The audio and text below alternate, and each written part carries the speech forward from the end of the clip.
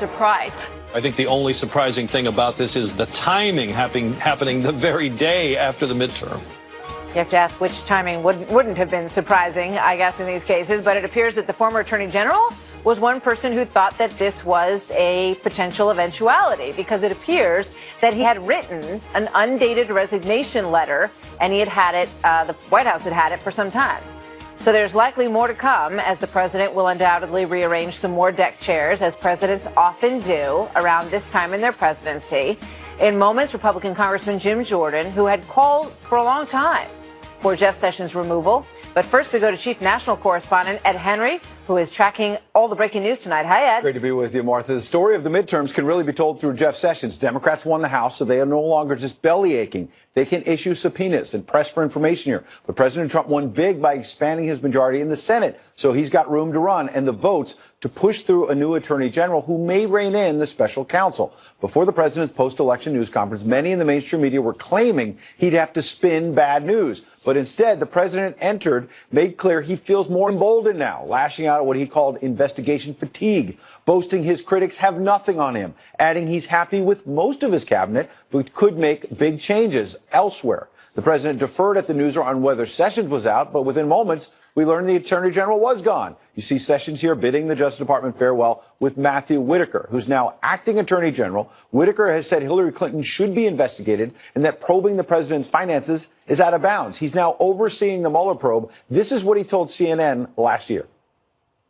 So I could see a scenario where Jeff Sessions is replaced with a recess appointment, and that attorney general doesn't fire Bob Mueller, but he just reduces the budget so low that his investigation grinds to almost a halt. That alarms the Democrat who will chair the Judiciary Committee, Jerry Nadler, who had already mused about the possibility of overseeing impeachment. Nadler tweeting late today, Americans must have answers immediately as to the reasoning behind Donald Trump's removing Jeff Sessions. Why is the president making this change? Who has the authority over special counsel Mueller's investigation? Will be holding people accountable. Well, Nadler and Senator Chuck Schumer are suggesting this could raise more questions about obstruction, but it was Chief of Staff John Kelly who called Sessions as if to show this was just normal house cleaning. Kelly insulating the president, who before the election made clear the shakeup was not a surprise. Watch.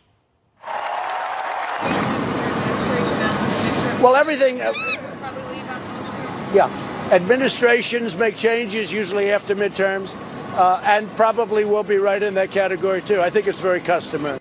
It would create a constitutional crisis if this were a prelude to ending or greatly limiting the Mueller investigation, and I hope President Trump and those he listens to will refrain. General Rod Rosenstein, he was at the White House today. He had been overseeing the Mueller probe, of course. He's been promising House Republicans he'll testify about charges he was going to wear a wire, try to invoke the 25th Amendment. Plus, remember, Rosenstein signed off on a renewal of that FISA warrant to surveil Carter Page. And also remember, Republican Devin Nunes has been wanting to get more FISA documents declassified. Will that happen before Democrats take over the House Intel panel? The president warned today, if Nancy Pelosi wants to investigate him in the House, he said Republicans have the Senate and, quote, unquote, two can play that game, Martha. He said that a couple times today, and it sounded like he meant it. Ed, thank you very much. Good to see you. So joining me now exclusively is a fierce critic of former Attorney General Sessions, Ohio Congressman Jim Jordan. Congressman, good to have you with us this evening. Thanks for being here. So a lot of people would look at Jeff Sessions' time at the Justice Department and say that he was very tough on immigration, very tough on law enforcement. So they look at that and say the only reason the president didn't like him was because he recused himself. Well, look, I appreciate Senator Sessions' service to our country, but we called for a special counsel more than a year ago and have repeatedly called for it since then, and Mr. Sessions won't appoint one. I don't like special counsels, but you tell me how we get the answers from what the FBI and the DOJ did, particularly about the Russian investigation. How are they going to investigate themselves? So we don't know what's going on over there. He won't appoint a special counsel, and we said a long time ago, if you're not willing to do that, you should probably step down. I think it was appropriate, the action that was taken today by the President of the United States. Remember, Martha, he appointed John Huber, the U.S. Attorney, to look into a lot of this. We have not got one single report from Mr. Huber about what he's done. Where is that? Where's that information? This happened months and months ago when he named John Huber, the U.S. Attorney from Utah, to look into this. We haven't heard one thing. So I think this is the right move today. Yeah, that's a very good point. Mark Whitaker will be the acting Attorney General, sort of leapfrogging over Rod Rosenstein, who is Deputy Attorney General. So two questions with that. Do you think that Mark Whitaker will release the 19-page FISA surveillance warrant that was signed by Rod Rosenstein, and will he do it before the turnover of power? Well, let's hope so. I mean, we need that information. We need the Bruce Orr 302s. We need the Jim Baker 302s. We need the Andy McCabe memos. We need all that information. And probably more importantly, we need Rod Rosenstein to come answer our questions. Did you, in fact, talk about wearing a wire to record the president? Did you talk about the 25th Amendment, as has been alleged? Did you do those things? Come answer our questions. So we need all that information. We've repeatedly asked for it. I certainly hope this new Attorney General, the acting Attorney General, will do that. We'll find out, I assume, here in the next several weeks. All right. It's Matthew Whitaker. I said Mark, so I apologize for that. Let's get to the politics of last night, the elections and the changes that brings with it. Let me just play this montage from some of the Democrats who will now be in leadership positions, and want to get your thoughts on where they may be headed. I'm one of just a few who have insisted that he's unworthy, that he's deplorable, that he's despicable, and he should be impeached. We would have to investigate any credible allegations, certainly of perjury and other things that haven't been properly looked into before. When the Democrats take over, hopefully in January, that we'll have hearings and then we'll get to the bottom line. And that work won't stop when we take the majority, but we will be able to get answers the Republicans were unwilling to pursue. Records that the Republicans wouldn't ask for. What do you anticipate? And also, do you expect that you will become the ranking member of the House Oversight Committee? Well, we're looking at all kinds of things. I've also talked about running for, announced that I'm running for minority leader, so we'll see. But we know one thing: they are going to investigate everything. It will be not. You don't have to take my word for it. Take their words, as you just played. They are going to do this. And what I'm concerned most about is the thing we were just talking about. The idea that the Clinton campaign paid a law firm who paid Fusion GPS, who hired a foreigner who talked to Russians to put together a fake document called a dossier that was used as a basis to spy on President Trump's campaign. The idea that that investigation will be dropped. That was the worst thing I'd ever seen from a federal government. The idea that that will be dropped to do all these other things that Maxine Waters and Jerry Nadler and Elijah Cummings and Adam Schiff are talking about. That's a concern, and we're going to have to stand up strong for the truth as we go through these investigations that inevitably will come from the Democrat chairs of those respective committees. Well, you just mentioned that you are also interested in being House Minority Leader. Kevin McCarthy has expressed an interest in that position as well. He said, "I helped build a majority from a deeper hole than this, and I have what it takes to do it again." He is in a strong position here, one would think. He has a good relationship with President Trump. Talk to me a little bit about why you think you have a better position. Here's what I'll say, Martha. Look, President Trump was elected to come to this town and shake it up. He is doing just that. He's coming here and doing what he told the American people he was going to do. I think the House Republican Conference should match that same intensity. Have we repealed Obamacare yet? Have we reformed welfare yet? Have we secured the border yet? There's lots of things we got to get done yet. I think that had an impact on what took place just yesterday in the election. Now, one thing I also know is where President Trump went, there were good results. So, look, we got to match his intensity. That's what I want to do. And if I'm given the opportunity to lead our conference, I'll do that. If it's in a different role, if it's ranking member in one of these committees, I'll do that as well. You know, we talked a moment ago about the deadline that now hangs over your head on all of these issues that you've worked very hard on oversight. How optimistic are you that you're going to get anywhere? You know, if you could accomplish one or two things before January, what would it be? Those documents we just talked about, that we've demanded, that we have the right to see as a separate and equal branch of government, and Rod Rosenstein under oath in front of us in the Judiciary Committee answering those important questions. Did you, in fact, talk to subordinates about wearing a wire and recording the President of the United States? Did you, in fact, talk about the 25th Amendment? This is the acting, until today, this was the guy, in essence, running the Justice Department, the guy overseeing the Mueller probe. We need to know that, particularly, Martha, because it happened in a critical time period. May 9th, 2017, when James Comey was fired based on Rod Rosenstein's memo, and May 17th, 2017, when Bob Mueller was named special counsel by Rod Rosenstein. This is all alleged to have happened in that 8-day time frame when they were talking about obstruction of justice, when they were talking about wearing a wire, the 25th Amendment, and appointment of a special counsel. He needs to come answer our questions. I got to go, but do you think Rod Rosenstein will keep his position as Deputy AG? That's up to the president. I don't know. I just wanted to answer our questions and give us the information we're entitled to have. Congressman Jordan, great to see you. Thank you very much. Bet. Thank Good to have you here tonight. So how do you rally dozens of Democrats who have denounced Nancy Pelosi during the course of the campaign that we just watched to vote yes now on her nomination for Speaker? The man who signed up for that job joins me next. I love the arena. I thrive on competition.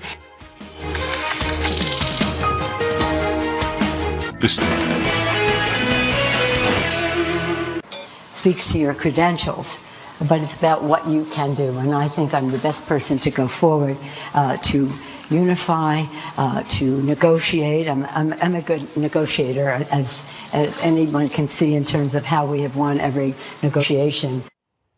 House Minority Leader Nancy Pelosi feeling confident after last night's win of her party for the House, and she thinks once again that she should get the Speaker's gavel, but not everybody in her party agrees with that. Almost 1/3 of non-incumbent Democratic House candidates either refused to endorse her as Speaker or sidestepped the question when they were asked about it during the campaign. Now 12 of those have won their elections, in addition to another 11 current representatives who say that they will oppose her bid. But there is one unlikely ally who she says who says that she deserves the job. Watch this. I think she deserves it. She's fought long and hard. She's a very capable person. We should get along and get deals done. Now, we can investigate. They look at us, we look at them. It goes on for 2 years. Then at the end of 2 years, nothing's done.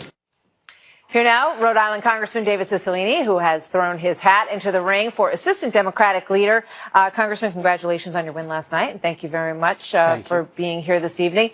We just scrolled a list of all those names, and, you know, just having watched the election closely, there are a lot of people who, when asked on the campaign trail about this, said that there was no way that they would support Nancy Pelosi for Speaker. So what do you do about that now? Well, look, we'll have a caucus in 3 weeks, and the members of the Democratic caucus will hear the arguments from candidates for a variety of offices, and they'll elect the people that they think are best positioned to move our country forward. I think what really matters, I have never heard from my constituents, and I've traveled the country. I've never heard from people that I've campaigned with at town halls who's going to be the whip, who's going to be the majority leader, who's going to be the speaker. What they really care about is electing people who are going to focus on the issues important in their lives. Democrats ran on an agenda that's for the people of this country, committed to driving down health care costs, driving down the cost of prescription drugs, protecting coverage for pre-existing conditions, raising family incomes by investing in rebuilding the infrastructure of our country, and taking on the serious corruption in Washington and getting money out of politics. So I think we're going to focus on getting those things done for the American people. We'll have a leadership team that gets it done. All right, let's play this soundbite from Nancy Pelosi on infrastructure. Watch this. Sure. Last night, I had a conversation with President Trump about how we could work together.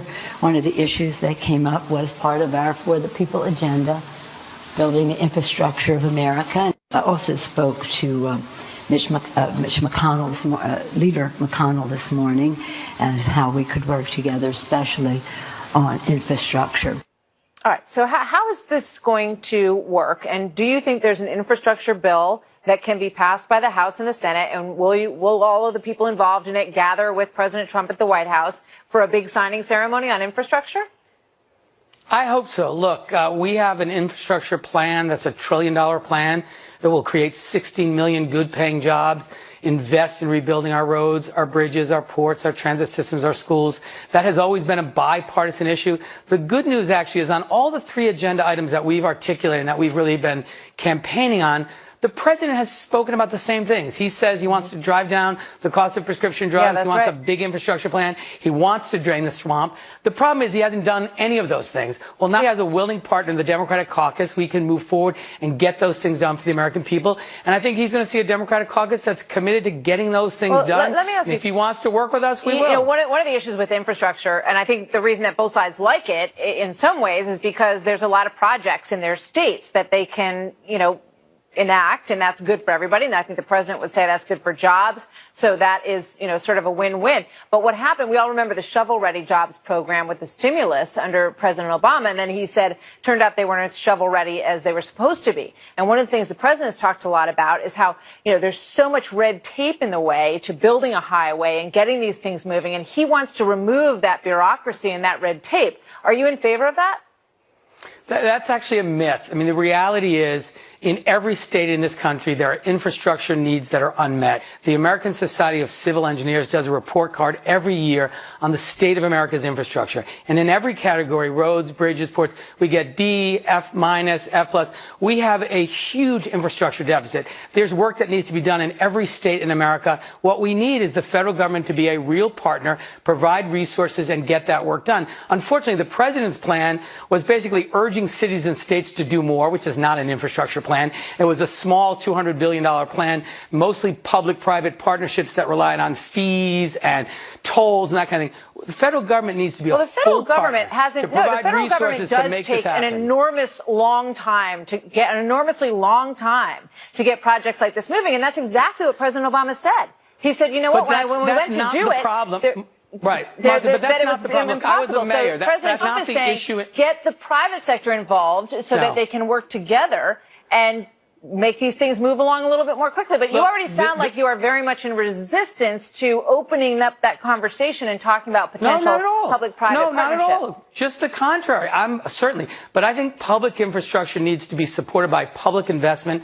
I think the federal government has a role to play in providing resources. And my experience is that the red tape is not the problem.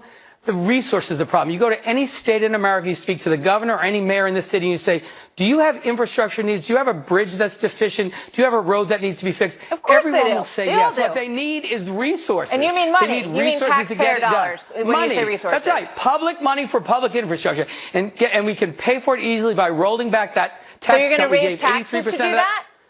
My idea is that you take that 83% of the tax that went to the top 1%, invest that money in rebuilding America instead, and you pay for all the infrastructure and then some. So there's lots of ways to pay for it. But the federal government has to be a real partner. Claw back the tax cut in order to pay for infrastructure. Do you think that's going to be a starter with the president? Do you think you're going to open that dialogue? Look, that's one idea. There's 10 different ways to pay for infrastructure. But the reality is we ought to have a conversation about how we get it done. It ought to be bipartisan. Everyone understands that this is a matter of public safety. It's a matter of making sure we can continue to grow the economy. But you also don't want it to cost 10 times more than it should cost. So we've got to pay for it. Look, we're the responsible ones. We're not the party that just added $2 trillion to the deficit. You know, it's kind of funny to hear Republicans complain about that. They passed a tax bill, $2 trillion completely unpaid for. All I'm saying is we need to invest in rebuilding the country. Growth, and you have low unemployment and rising wages. But we have a deficit. We have a tax bill that's unpaid for. That's a reality. So all I'm saying is if we're going to do a public infrastructure bill, we ought to pay for it. Okay, but the premise of the tax cut was that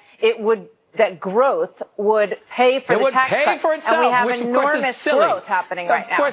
But of course, the tax cuts don't pay for themselves. That's the argument that was made. It wasn't true when it was made. It's not true now. Well, I'm just playing devil's advocate here with you because it's an exercise in coming together on these ideas and the willingness to work together. You know, people who feel like you feel, and then people who feel like come together. These are ideas that Americans want Congress to get done, fixing our infrastructure, reducing the cost of health care. So would you agree that both sides will have to give a little? Both sides will have to give. Of course. Look, there has to be compromise, of course. But I hope we can find common ground and move forward on this. Because guess what? The American people gave Democrats the House because they expect us to get things done that will improve their lives. All right, that's what we're going to do. They probably don't expect their taxes to go up. So we'll see what happens. Thank you very much. No, their taxes won't go up. We're going to have a middle-class tax cut. It's just the top 1% that may have to give some of that back. The richest people in this country. Well, we will see what happens. Thank you very much. Thanks, Good to see you today. All right, so President Trump's midterm victory lap coming to a screeching halt today during a wildly contentious news conference. So is an emboldened press and a divided Congress the new reality of what that president will be facing every day when he goes to work? David Bossie and Juan Williams up next. If I may ask one other question, Mr. President, if I may ask one other question, are you worried? That's enough. That's enough. Mr. President, that's enough. I'm going to ask one of the other folks. That's enough. Pardon me, ma'am.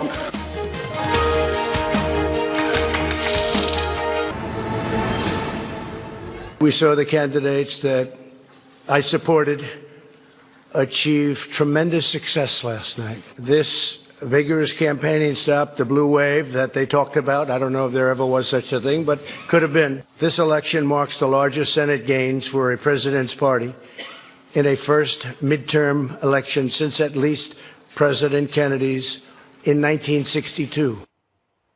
President Trump touting his midterm successes after leading his party, I think most would say, to some pretty substantial gains in the Senate last night. But the celebration quickly spiraled into a really chaotic environment during this news conference. Combative press brought the White House to a fever pitch today. Trace Gallagher has the story for us from our West Coast newsroom. Hi, Trace.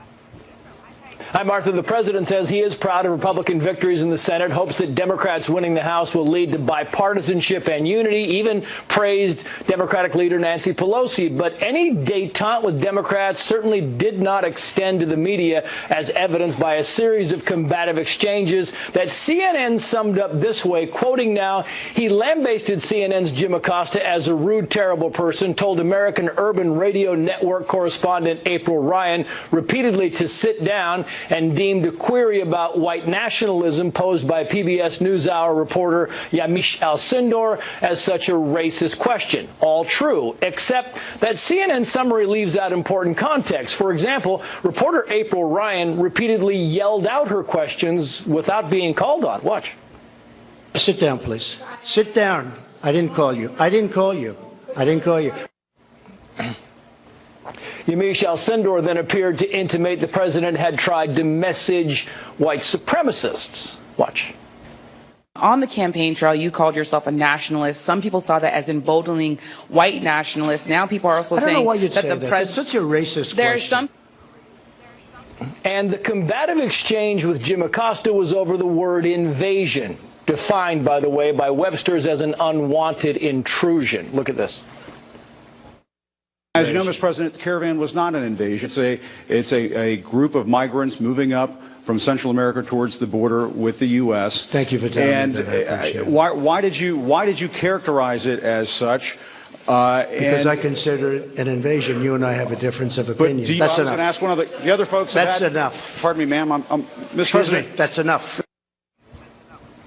Yeah, CNN says it stands behind Jim Acosta and calls the president's actions disturbingly un-American.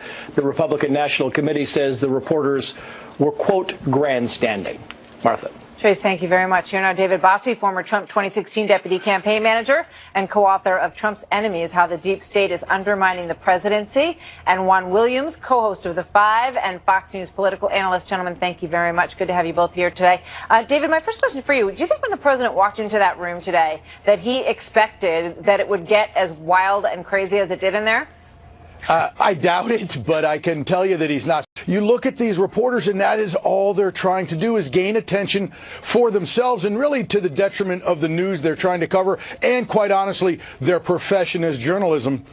As journalists, this has been, and I think, one of the deans of the Washington Press Corps, our colleague Chris Wallace, said that Jim Acosta embarrassed himself today. This was something that was embarrassing, and that the president has unfortunately sees all the time the level of disrespect that they have for him. Juan, you didn't see it that way. No, I was a White House correspondent long ago, but I remember Sam Donaldson used to yell at President Reagan. And you did not see the president throw a temper tantrum or suddenly describe him as a rude person who should not be employed by ABC. And I've got to tell you, I remember even Ronald Reagan writing in his diary, hey, Juan Williams and Luke Hannon, David Hart, they're coming to see me. These guys are going to be tough on me. That's the whole idea. The whole idea is to ask powerful people questions about how they're exercising their power so that we as Americans can be better. I understand, and I think everyone agrees that, tough questions that need an answer is what that forum is all about. But there are moments, and certainly, this is not a broad brush statement, but there are moments in that room today where it feels like the goal is to make the president look bad. That the goal isn't to get an answer to the question. We've all watched what the president's opinion is on the invasion issue, and David, it feels like the goal isn't always necessarily to shed light. Yeah, Jim Acosta didn't really have a question until he got done with his speech. And that was the point of what the president's talking about when he says, I'm done with you, after taking his question going back and forth and then answering it. He then wants to go again. And then what Jim Acosta did is, I thought, was incredibly rude to the White House staffer, who is a professional, trying to do her job in telling the president, instructing her, move on with the microphone. Jim Acosta, used his hand to forcibly remove her hand away from the microphone that the president told her to move on to another reporter. That is not the way to do your job.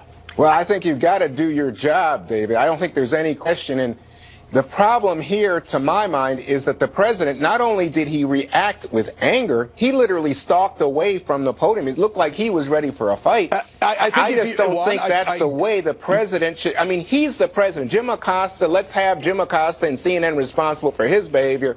But he's my president, and I thought that he did not behave in a presidential manner in handling that situation. Quickly, David, then we got to go. Sure, but the president walked away from the podium when Jim Acosta would not stop talking and wouldn't relinquish the microphone. He then did because the president stepped away. That was how he had to end it. I don't think that's the right way to do it. He then went after the next reporter. All right, guys. It was quite something. I think on that we can all agree. Thank you very much, gentlemen. Good to see you. Good night, Martha. So here's a question from last night. Why some of the blue New England states seem to love their red governors. What is going on there? What's the dynamic? New Hampshire's Governor Chris Sununu here with his dad, former Governor John Sununu, coming up next. Let's be honest. So there's an interesting storyline in last night's election in the deep blue states of New England. Why are states like Vermont and Massachusetts that send Bernie Sanders and Elizabeth Warren to the Senate now turning to Republicans to run their respective state houses? Massachusetts reelected the very popular Republican Charlie Baker there to the governorship. Whopping 66% of the vote. His Democratic challenger got 33% in that race. Then go to Vermont, where they reelected Republican Phil Scott to be the governor, 55 to 40.4%. Joining me now, Republican governor of nearby New Hampshire, who won re-election last night, Chris Sununu, and his father, former governor and former White House chief of staff, John Sununu. Welcome to both of you. Good to have you here. I'm going to go by Chris and John because if I call you Governor Sununus, we might get a little bit confused.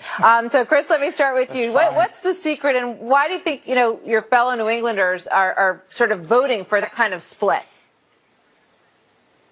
Well, I don't know if it's about voting for a split. Governors implement change. Governors work with individuals, actually design and craft ideas to get better results for citizens. It's not just about approving a policy and a funding. Governors really have a connection and are able to affect change for individuals, and that's just why, especially Republican governors, have been very successful, not just here but across the country. But Governor John Sununu,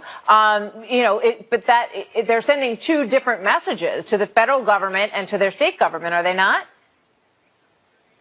I think it is two different messages. Most of the governors you talked about are governors who really are not traditional long-term politicians. They've come, Charlie and Governor Chris have come out of the private sector. They made things work there. They came into government. They make things work here. The people liked it, and that's why they reelected them. They got results, and New England voters really do like results. So, Chris, talk to me about, President Trump lost the House to the Democrats last night. When you look at that situation in New Hampshire, they took both houses. Are there any issues you think where you align, where you line up? Yeah, in terms of the president? I mean, no, in terms of your state legislator. You're both in the same position.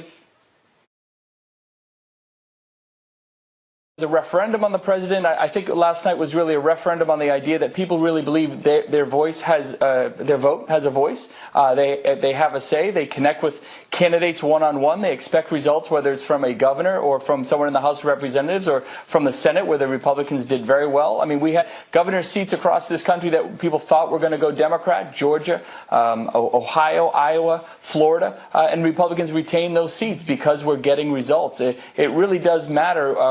We talk about retail politics and retail management. That really matters to voters, and it's something that's carrying on. Also, how you run your campaign, I think, is very important. We stay positive. I didn't run a single attack ad on TV. We really talk about the results and getting those results for the people in New Hampshire, and that's what people responded to. Well, you obviously have a long-term name and relationship with New Hampshire voters, both of you. Go ahead, Governor John Sununu. What were you going to say? Martha, let me add this. What really made a big difference in the House races around the country last night is I really do think the Republicans were outfunded tremendously. The Democrats really have generated a great machine for raising money, and money is still the mother's milk of politics. We saw that in our congressional race here as the candidate in the 1st District got close, virtually tied. Mrs. Pelosi put about $800,000 in the last week, and that opened up the gap. So Republicans have to get smart and figure out how they can compete with the Democrats on the federal races, raising enough money. You know, it's interesting. The president suggested today in that news conference that if certain Republican candidates had embraced him, that is the way he put it, and allowed them to, you know, talk about his agenda and perhaps have him campaign with them, that the outcome might have been different for them. Do you agree with that? In places like New England and places like New Jersey? Well, I mean, I'm only speaking of here in New Hampshire specifically. I mean, we had 2 candidates that very much supported, on the congressional side at least, very much supported the president's agenda. I am a supporter of the president as well. I think he's done some incredible things, and it's about results, right? When you look at the tax cuts, when you look at what he's done internationally, when you look at what he's done with the new NAFTA deal, which is very important to the people in New Hampshire, getting a great deal with Canada, that's a great benefit to the state of New Hampshire here, and that was embraced. And it isn't about political rhetoric. It's really about asking and demanding results of your elected officials. So here in New Hampshire, it was embraced. It ultimately, the money came in, and you know, just a few $100,000 can have a huge effect here in New Hampshire. And they put a lot of money. The Democrats spent a lot of money here. This is the first in the nation primary. They know this is the first stop. Basically, this morning we woke up, we had 20 Democrats waiting at our border to come in and run for president this morning. That's how aggressive they're going to be here. So they knew that holding those congressional seats was quite critical, and they had to spend the money to do it. Martha, there's a way to support the president's policies. If you're uncomfortable with his style, you can say that. If you're uncomfortable with his rhetoric, you can say that. If you're uncomfortable with his tweets, you can say that. But endorse his policies, endorse the results, say he needs some voices in Congress to support getting those results. Okay. I just think those candidates that he indicated did not support him just really didn't take the time to figure out how to have their cake and eat it too, and I think you can do that. Governors Sununu, thank you very much. Good to see you both tonight. Thanks for being here. Thanks, Martha. So the midterms might be over, but the fight over who should become governor in the purple state of Georgia may be just beginning, with the Republican candidate claiming victory and the Democrat refusing to concede tonight. Chris Stirewalt here to explain what is next in Georgia. CNN and the president going at it during the news conference today, and just crossing moments ago, a report that the White House has revoked his hard pass, which is the pass that's on a chain around your neck when you work as a White House correspondent. It allows you to get onto the grounds. They are saying that it has been revoked for the time being, and Jim Acosta has sent this tweet out. I've just been denied entrance to the White House. Secret Service just informed me that I cannot enter the White House grounds for my 8 p.m. hit. So that is the latest in the drama that has been unfolding today at the White House. Chris Stirewalt joins me now, Fox News politics editor. What do you think? Well, this is great news for Jim Acosta, who the news about Jeff Sessions had overshadowed. All of the clip rolls that he was probably going to get to watch tonight and do all the hits and talk about himself as the center of this story, but had gotten blown away by Jeff Sessions. But now, with this revelation, it brings him back to the pulsating core of the pointless conflict between this administration and reporters. So you think the White House made a mistake doing it because it just gives him more attention? No, I think it works for the White House. I think it works. I think that this pointless bickering and unprofessional, childish behavior serves both sides of the equation. I think they both get what they want out of it. Jon Stewart said the other day that the president is so smart and that he knows that if he appeals to the vanity of reporters, that they will take the bait. I watched a bunch of good questions in that press conference. I watched of course, John Roberts do it, but Major Garrett down the line, absolutely, national and international, good substantive questions. And we get to ask so few questions of this president, relatively speaking. Why are you wasting them for these performative, this silliness to do this stuff? And now the White House gets to keep the story going, which is we're at war with the lying press, the enemy of the people. Aren't you the enemy of the people? Who cares? Who on earth cares? Except for the fact that it serves the interests of both this administration and that reporter. And Chris Wallace said today that he thought that Jim Acosta embarrassed himself. It was absurd. He thought it was rude. So we'll see where it goes from here. The drama continues. And as you point out, the president has said, you know, it gets everybody off the subject. Gets everybody off the subject. That's right. So we'll see where it goes in the drama. But that's all we have time for. Okay. Did you bring me any bit of You can't. Those are Dana Perino. They're going back to Dana. Thank you, Chris. You bet. Great working with you last night, too. Oh, Thank you too. So much.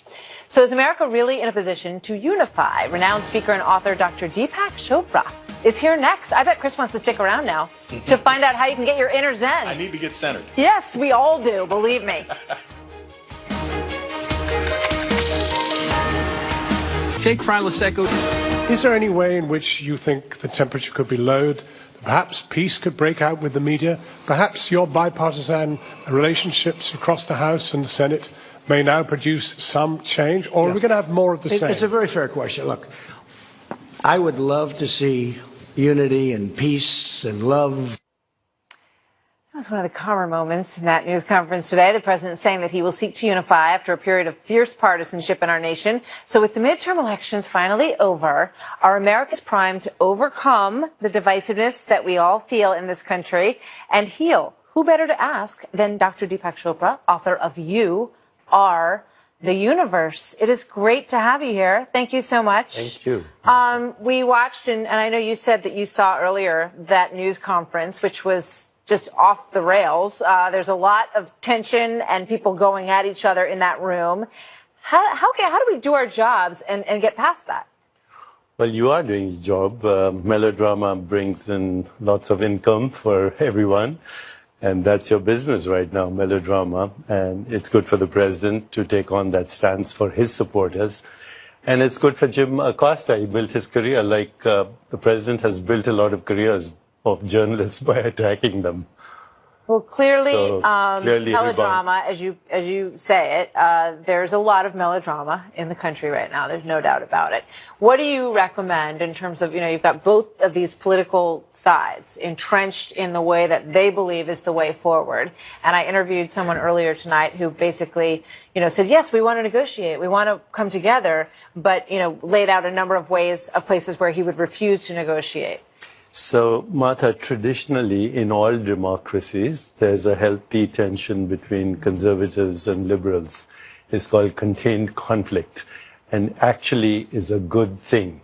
But when it becomes divisive, quarrelsome, contentious, hostile, full of anger and rage, then it's destructive for the country. I think right now, everybody, both conservatives and liberals, want healing. They want jobs. They want safety. They want a sustainable country. So there is shared vision. Only the means to the vision the opinions are different. If we have shared vision, emotional and spiritual connection, work hard in our own communities through volunteering and some reflective self-inquiry, what do we really want for our country, for our children, for our grandchildren, for the world, because we are part of the world. We can't escape that. So if we ask those questions, and there is diversity. America is built on ideas and diversity. That's the strength of this country. We never run out of ideas. In fact, there's an infinity of creative ideas to make America great again, and it's on its way. So how do you build the bridge, as you say? Focus on what we want and not what we don't want. It's that simple. What do we want? We want a more peaceful, just, sustainable, healthier, and joyful nation. So let's together share that vision, and then together come together and see how we can do it. It's called emergence. When you have transparency, you have open systems, you have open dialogue, you have no hostility, shared vision, emergence happens. It's been happening throughout history. I feel better already. Thank you very much. You. Good to have you here. Thank you. You Are the Universe is the name of the book. Dr. Deepak Chopra. Many thanks. So that is our story for this Wednesday night. We'll be back here tomorrow, though, and Tucker's up next.